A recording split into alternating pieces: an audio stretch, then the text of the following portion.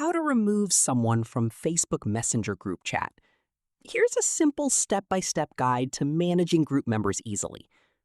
First, open the Facebook Messenger app and open the group chat where you want to make changes. Next, tap on the group name at the top of the screen. Now select See Chat Members to view everyone in the group.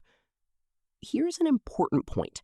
You must be an admin to remove someone from the group.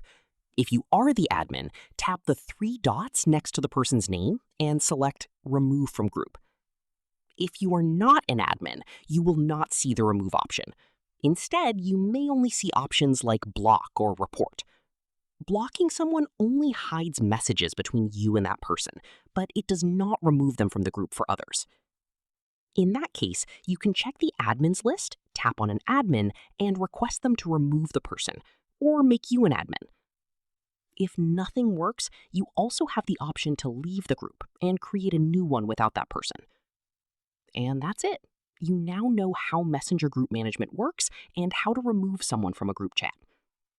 If this tutorial helped you, don't forget to like the video and subscribe for more Messenger tips and tutorials.